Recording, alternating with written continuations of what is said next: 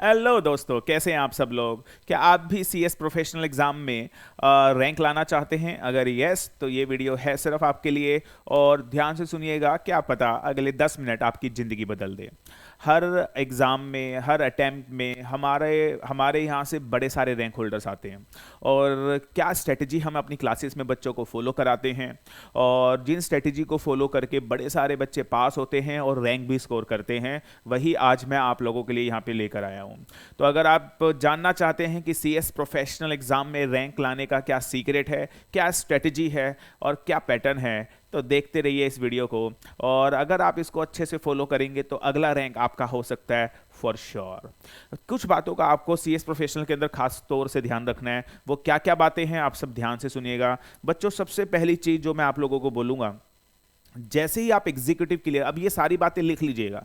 ऐसे नहीं है कि ये सारी बातें सुनी सुनाई हैं, ये जो भी मैं आपको बता रहा हूँ फ्रॉम माय एक्सपीरियंस, जो मैंने पिछले 10-12 साल में एक्सपीरियंस किया है, वो सारी चीज़ें आज मैं आपके साथ शेयर कर रहा हूँ। तो इन चीज़ों को प्लीज़ फॉलो कीजिएगा and I am telling you, you will see a difference in you and definitely you will become a rank material. इन बातों को जरूर फॉलो कीजिएगा। और सबसे पहली चीज़, जैसे ही, अब ये ज़्यादा कुछ नहीं है, कुछ 5-6 बातें हैं, कुछ 6-7 बातें हैं जो मैं आपको बताने वाला हूं और आप इनको फॉलो कीजिए। सबसे पहले, जैसे ही आपका एग्जीक्यूटिव का रिजल्ट आता है, फर्स्ट पॉइंट बताने जा रहा हूं, ध्यान से सुनेंगे सब। जैसे ही आपका एग्जीक्यूटिव आप क्लियर करते हैं, जैसे अभी 25 फैब को आपका रिजल्ट आया और आपने एग्जीक्यूटिव क्लियर किया, तो सर आपको टाइम खराब नहीं करना है। अगले दिन से ही आपको सीएस प्रोफेशनल एग्जाम की तैयारी स्टार्ट कर देनी है। मैं देखता हूं कई बच्चे कहते हैं नहीं सर, 1-2 महीना तो अभी अच्छे से पार्टी करेंगे। ओ भाई, बहुत हो गई पार्टी, और पार्टी कर लेना फाइनल होने के बाद। This is not a party time. तो जैसे ही आपके एग्जाम क्लियर हो, तो सर एक तो इतना ज़्यादा खुश नहीं होना है कि 2-3 महीने आप पार्टी में खराब करते हैं, ऐसा बिल्कुल भी नहीं है। अगले ही दिन से आपको अपने एग्जाम की तैयारी में लग जाना है, क्योंकि फैब में रिजल्ट आया है और दिसंबर भी दूर नहीं है, और you are working for rank. और I am telling you, rank लाने के लिए थोड़ी मेहनत और थोड़ा टाइम की जरूरत होगी। तो सबसे पहली चीज़, मुझे लगता है इसमें कुछ ज़्यादा मुश्किल है ही नहीं। फर्स्ट स्टेप बड़ा ही बेसिक, कि सर फ्रॉम द बिगिनिंग, अगले ही दिन से, जैसे ही आप एग्जीक्यूटिव क्लियर करें, अगले ही दिन से अपनी तैयारियां स्टार्ट कर दें। The first point very very important. The second point, अब ध्यान से सुनिएगा। कोई भी चीज अगर आप अपनी जिंदगी में अचीव करना चाहते हैं, तो आपको यह पता होना चाहिए कि आपको कितनी दूर तक जाना है। जब मंजिल का ही नहीं पता होगा तो आप उसे अचीव कैसे करेंगे। यू शुड नो कि मुझे जाना कहां तक है। अब सीएस प्रोफेशनल एग्जाम में 3 ग्रुप हैं और टोटल 9 पेपर हैं। तो रैंक लाने के लिए सबसे पहले तो आपको 9 के 9 पेपर इकट्ठे देने हैं, हम सबको पता है। लेकिन सर 9 पेपर देने के बाद हमें कम से कम कितने मार्क्स स्कोर करने हैं, हमारे कितने मार्क्स आ जाने चाहिए कि हमारा रैंक बन जाए। तो मैं आपको एक अपर लिमिट दे रहा हूं। आप एक टारगेट फिक्स कर लीजिए। जो जो बच्चा रैंक के लिए प्रिपेयर करना चाहता है, एक टारगेट फिक्स कर लीजिए। कम से कम 60% आपको स्कोर करना है। इसका मतलब ये नहीं है कि ये 60% जो मैं बता रहा हूं आईसीएसआई ने फिक्स किया हुआ है। नो, मैंने एक ऑन एन एवरेज आपके लिए निकाला है कि कम से कम आपको 60% स्कोर करना है। कई बार मैंने देखा है किसी के 55% पे भी रैंक बन जाता है, कई बार 52% पे भी रैंक बन जाता है। No doubt in CS professional exam. लेकिन सर आप अपर लिमिट में जाओ, और आप ये मान के चलो, अब की बार मैंने देखा था कि वन ऑफ माई स्टूडेंट 61% था और ऑल इंडिया रैंक 3 बना। तो आप ये मान के चलें, एक अपर लिमिट ले लो कि 60% आपको स्कोर करना है। अगर आप 60% स्कोर करोगे तो आप मान के चलो आपका रैंक जरूर बन जाएगा सीएस प्रोफेशनल के अंदर। तो एक टारगेट फिक्स हो गया कि मुझे 60 प्लस तक जाना है, 60% तक जाना है। तो ये दिमाग में लेके चलिए। और अगर आप थोड़ा सा और स्ट्रेच कर गए और अगर आप 65% तक ले आए, तो आई एम टेलिंग यू, बहुत अच्छे चांस बन जाएंगे ऑल इंडिया रैंक 1 के। तो जो जो बच्चे ऑल इंडिया रैंक 1 के लिए तैयारी कर रहे हैं, तो आप अपना टारगेट फिक्स कर लें कि कुछ भी हो जाए, I have to score 65% in CS professional exam. Again I would say 60 और 65 का कोई क्राइटेरिया आईसीएसआई ने फिक्स नहीं किया है, ये मैंने एक ऑन एन एवरेज अपने एक्सपीरियंस से आपके साथ शेयर किया है। तो आप दिमाग में टारगेट फिक्स कर लीजिए कि 65 के आसपास अगर आ गए तो रैंक 1 ही बन जाएगा, और अगर 60s में आ गए तो कोई ना कोई रैंक 1 ना सही 3, 4, 5 कोई ना कोई रैंक आपका बन ही जाएगा। तो सर किसी भी चीज को अचीव करने के लिए मैं मानता हूं कि हमें पता होना चाहिए हमें जाना कहां तक है। तो सेकंड चीज जो मैंने आपको गाइड की कि आपको पता होना चाहिए कि कितना परसेंटेज मुझे स्कोर करना है। अगर ये चीज क्लियर होगी तो डेफिनेटली आप अब सही डायरेक्शन में काम कर पाएंगे। That is the second thing. अब देखो, अभी तक मेहनत करने के लिए कुछ नहीं बोला है, 2 चीजें बड़ी बेसिक बता दी है। टारगेट फिक्स हो गया कि 60 प्लस और 60% तो लाने हैं, और मेहनत अगले दिन से करनी है। तो पहले 2 पॉइंट में तो आपके लिए कुछ मेहनत वाली बात है ही नहीं। अब मेहनत पे भी आ जाते हैं। सर ये बता दो अब रैंक लाने के लिए कम से कम कितनी मेहनत करनी है भाई। तो मैं आपको बताना चाहूंगा, फ्रॉम द डे वन और टिल योर एग्जाम, ये जो 9 से 10 महीने का गैप होगा, आई वुड सजेस्ट एवरीबॉडी कम से कम 10 घंटे आपको मेहनत करनी है, 10 घंटे आपको पढ़ाई करनी है बेटा।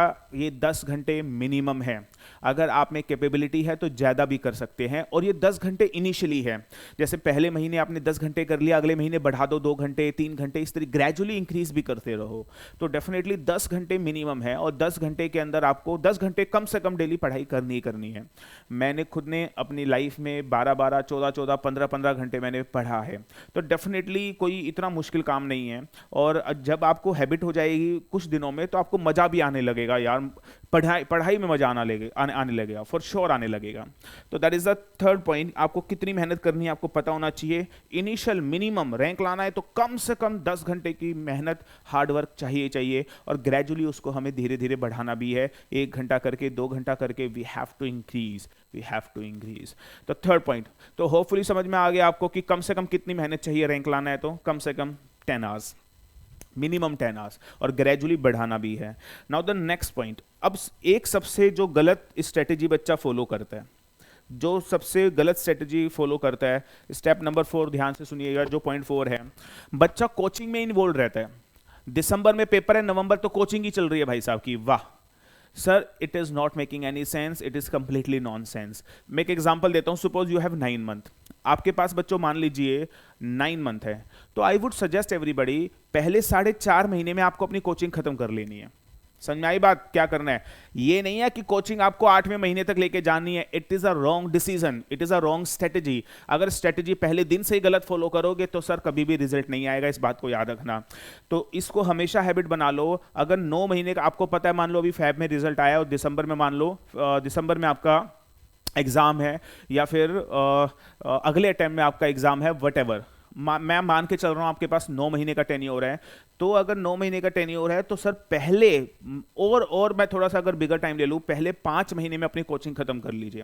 और वो फेस टू फेस है, ऑनलाइन है, वट, लेकिन पहले 5 महीने में प्लीज अपनी कोचिंग खत्म कर लीजिए। और अगले जो 4 महीने बचे हैं एग्जाम के, उसमें सिर्फ और सिर्फ सेल्फ स्टडी, उसमें कोई लेक्चर नहीं देखना है आपको। अगर आप ये कर पाते हैं तो आई एम टेलिंग यू, आपका रैंक जरूर आ सकता है और आप एलिजिबल हो सकते हो to score a rank. Yes, लेकिन बच्चे की गलती क्या होती है, कोचिंग में इन्वॉल्व रहता है। सर 5 महीने पहले फटाफट जो भी सब्जेक्ट की, हम नहीं कहते किसी को भी कि आप सारे सब्जेक्ट की कोचिंग लो, आपकी मर्जी है सर, आप खुद डिसाइड करें कि मैंने कौन से सब्जेक्ट की कोचिंग लेनी है, कौन से की नहीं लेनी, यू डिसाइड। और कई बच्चे सारे सब्जेक्ट की लेते हैं, कई बच्चे नहीं भी लेते, आपकी मर्जी है।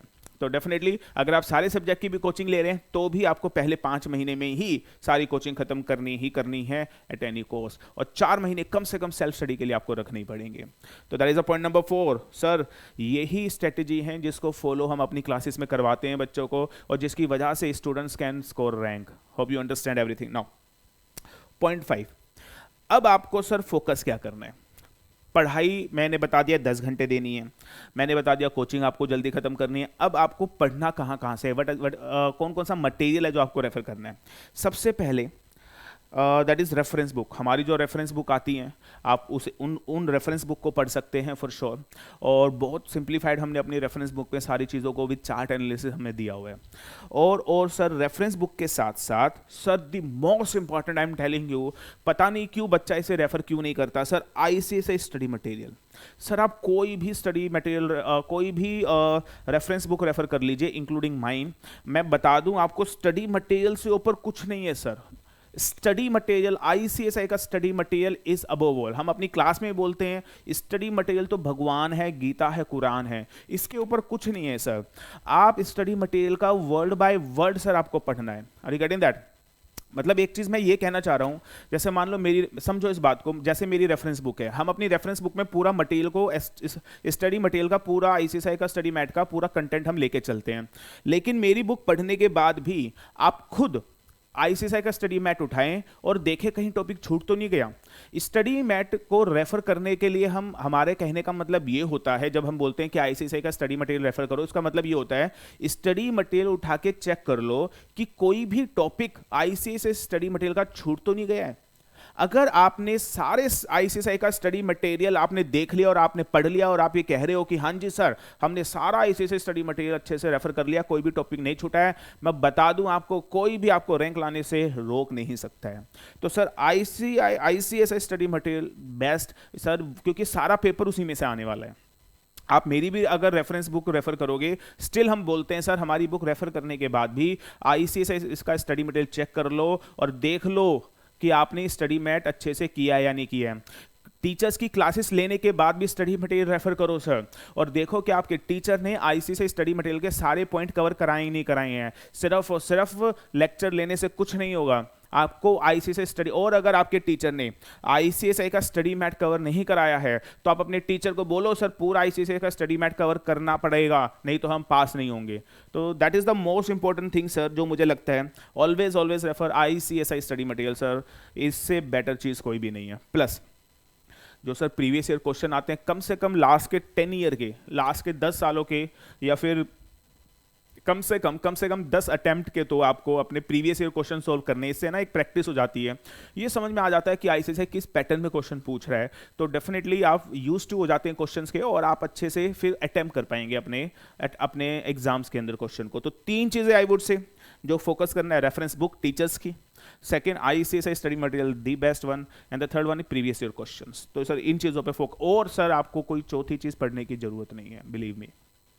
तो point number 5। Point number 6 writing practice. एक ये बड़ी छोटी सी प्रॉब्लम मैंने देखी है स्टूडेंट्स के अंदर कि they know everything, they know every concept, उनको सब आता है बट उनको ये नहीं पता होता कि हमें लिखना कैसे है। तो सर स्टार्टिंग से ही राइटिंग प्रैक्टिस आपको करनी है। अब राइटिंग प्रैक्टिस कैसे करनी है, मैं आपको एक सिंपल सा तरीका बताता हूँ, ध्यान से सुनिए इसको। Right 1 answer, make a habit on daily basis.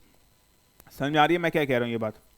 Daily basis पे ज्यादा लिखने की जरूरत नहीं है सर, 9 महीने का टेन्योर है, डेली एक एक आंसर लिखोगे, सोच के देखो, डेली एक क्वेश्चन का आंसर खुद लिखोगे। एक है ना रजिस्टर बना लो, एक रजिस्टर बना लो। अब क्या करो, मान लो आज मंडे है, टेक एन एग्जांपल, मंडे लिखो, मंडे क्वेश्चन 1 क्वेश्चन लिखो पहले। मतलब आपने एक चैप्टर कर लिया, मान लो कोई भी चैप्टर कर लिया, उस चैप्टर के आपको बड़े सारे क्वेश्चन समझ में आ गए होंगे। अब मान लो आपने कोई चैप्टर कर लिया तो प्रीवियस ईयर क्वेश्चन देखिए, आईसीएसआई का स्टडी मैट में क्वेश्चन देखिए और उस चैप्टर का एक क्वेश्चन ऊपर लिख लो, और जो आपने कॉन्सेप्ट पढ़ा है उसका आंसर खुद लिखना शुरू करो। Are you getting that? अगर आप उसका आंसर खुद लिखेंगे तो आपको खुद समझ में आ जाएगा और कि हम अच्छा लिख रहे हैं या बुरा लिख रहे हैं, और आप इसे डेली फॉलो करें। और एक क्वेश्चन का आंसर अगर आप डेली लिखेंगे तो 9 महीने कितना टाइम है आप सोच के देखिए, तकरीबन 9 महीने में 270-275 दिन आपको मिलेंगे। तो इतने सारे अगर आप एक एक आंसर डेली भी लिखेंगे तो बहुत अच्छी प्रैक्टिस आपकी हो जाएगी। और बीच बीच में फुल फ्लैश टेस्ट भी आप कंडक्ट करते रहिए, तो आई एम टेलिंग यू आपको राइटिंग प्रैक्टिस में भी कोई प्रॉब्लम नहीं आएगी। तो मेक अ हैबिट, ये तो हैबिट बना लो सर, मेक दिस हैबिट, अगले 9 महीने के लिए मेक दिस हैबिट कि पहले एक चैप्टर खत्म कर लो, और एक चैप्टर खत्म करने का डेली एक रजिस्टर में आपको एक आंसर लिखना ही है। अच्छा, एक आंसर ये नहीं कि एक ही सब्जेक्ट के पीछे पड़ गए, 9 सब्जेक्ट हैं, हर सब्जेक्ट का, कभी टैक्स का, कभी ड्राफ्टिंग का, कभी सीआर का, कभी फंडिंग का, एक एक क्वेश्चन लिखो और उसका आंसर खुद लिखना स्टार्ट करो, और धीरे धीरे आप देखिएगा राइटिंग स्किल कितनी इंप्रूव हो जाएगी। Are getting that?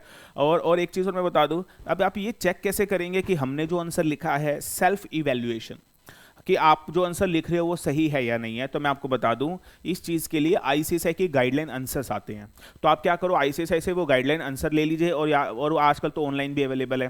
तो जो आंसर आपने लिखा है तो क्या करो, आईसीएसआई गाइडलाइन आंसर से मैच करो, और देखो आपने जो लिखा है और आईसीएसआई का जो गाइडलाइन आंसर है उसमें कितना डिफरेंस है। तो आपको खुद ही पता चल जाएगा कि आप में कमी क्या है और आपको और बेटर कैसे करना है। तो हर क्वेश्चन को इस तरीके से इवैल्यूएट करो, किसी से पूछने की भी जरूरत नहीं है।